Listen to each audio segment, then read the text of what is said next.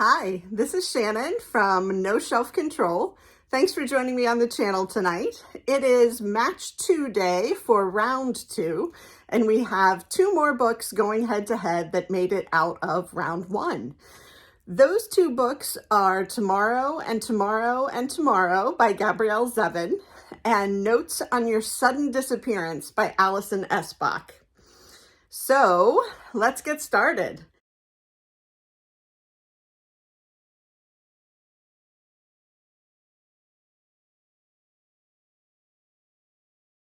The judge for today's match is Calvin. It's either Kasulke or Kasulke. I don't know. It's Kasulke. I'm going with Kasulke because I like it.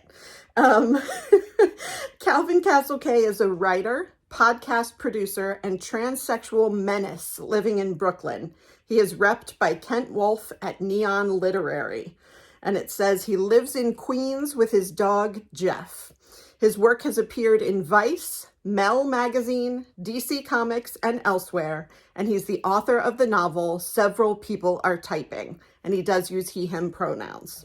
So, he did not do much of an intro on his judging today. He jumped right into the books, so I guess we are going to do the same.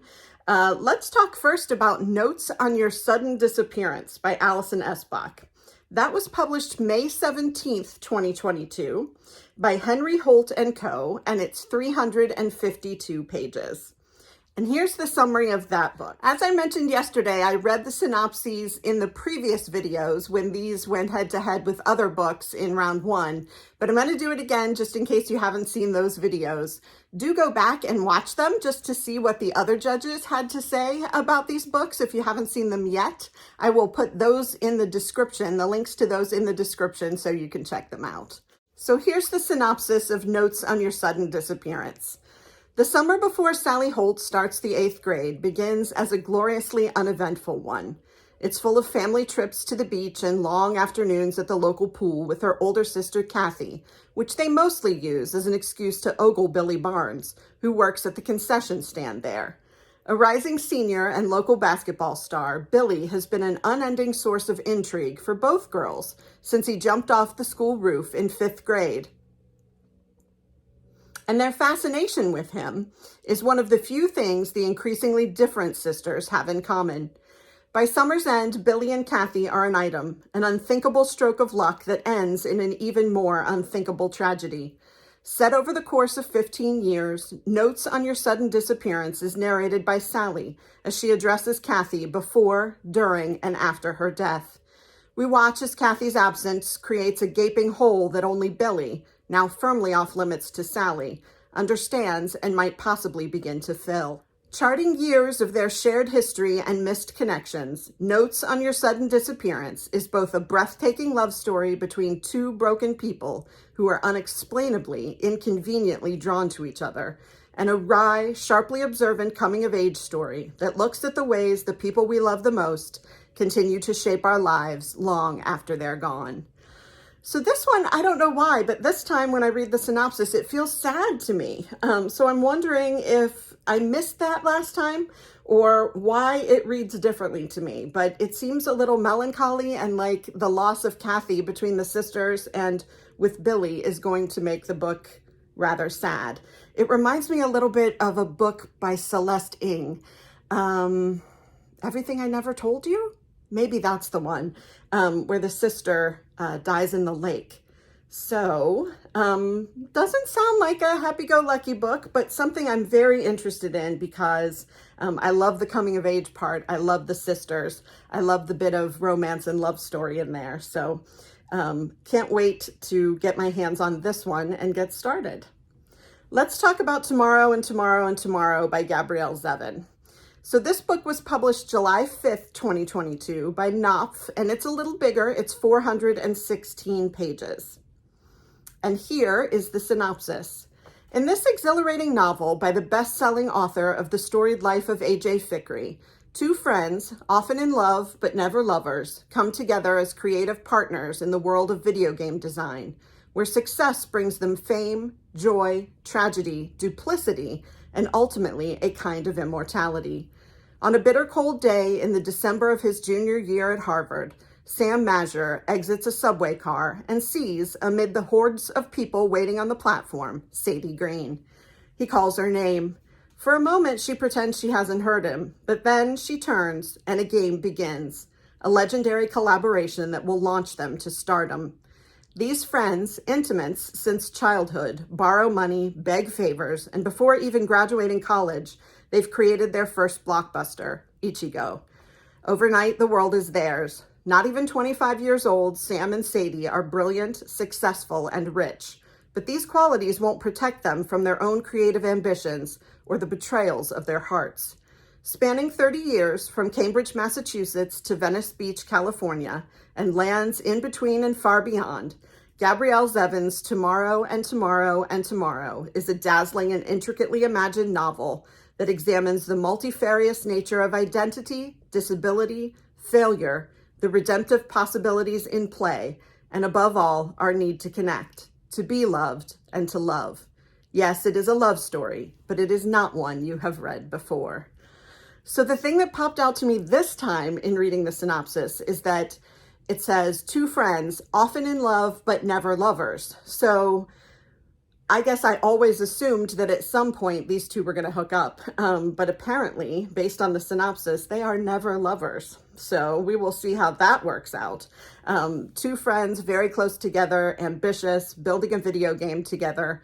And it says that we will find out, it will examine the multifarious nature of identity, disability, failure, and the redemptive possibilities in play. I think I mentioned that line in the synopsis last time, but it intrigues me again.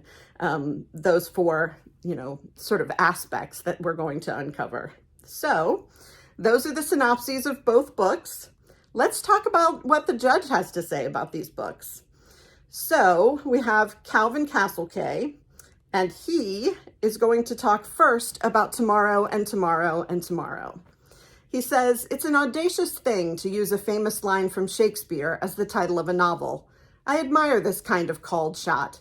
As a reader, my attitude toward any new book is fuck me up, and it's a safe bet that someone willing to evoke comparisons to Macbeth from Jump is promising to do just that. Spoilers to follow, obviously. Tomorrow and Tomorrow and Tomorrow is grandiose in its references and ambitious in its scope. 2 points already in its favor. Its narrative spans the history of video games, from arcade cabinets and the original Super Mario Bros. Through the not quite present day via a story of a creative partnership, which I'm struggling to call anything but star-crossed, between Sam Masher and Sadie Green. Sam and Sadie became best friends through a shared tween-age love of video games, but an early betrayal spikes their friendship for half a decade and sets the pattern for their connection.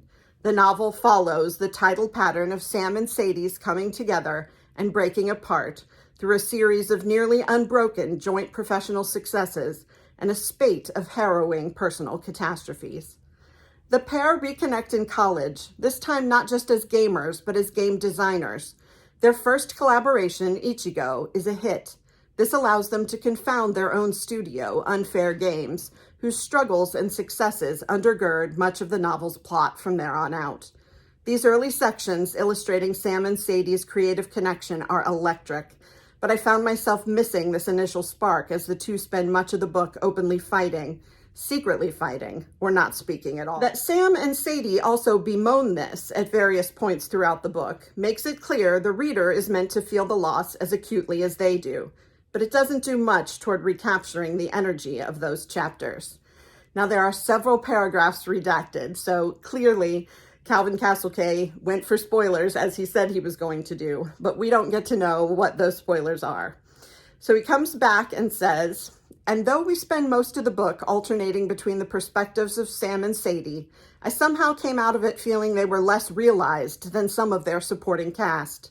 Tomorrow comes in at just short of 400 pages, which is a lot of time to spend with the thoughts of predominantly two characters, and I'm struggling to quickly describe either of them in the same way I do when asked to briefly characterize a close friend. I have too much information to be pithy. The constraints of both this judgment and linear time prevent me from fully digging into the story's structure. nonlinear chronology, multiple point of view characters, some really effective sections told from characters' perspectives while immersed in the video games themselves, or its many, many themes and motifs. There's a lot going on here, and it follows that some parts landed better for me than others. That's the nature of sprawling, ambitious books. Some unevenness is to be expected. So, a big redacted section where we don't get to read the spoilers, but he really gets into how this works. You know, we get the perspective of their friends, we see them on and off and on and off, we see them not talking to each other, and he talks about the fact that the beginning of the book with the connection, the spark between the two of them is really what got him, and then it sort of started to fade as the book went on. So we will see how he compares this to Notes on Your Sudden Disappearance, but he had a lot of great things to say about this book, but also a couple of disappointments. So we'll see how it compares. So here we go. Let's find out what our judge has to say about Notes on Your Sudden Disappearance. He says, going from tomorrow and tomorrow and tomorrow right into Notes on Your Sudden Disappearance felt like looking through a telescope one minute and then a microscope the next. Everything you're seeing is wondrous, but there's a significant difference in scale.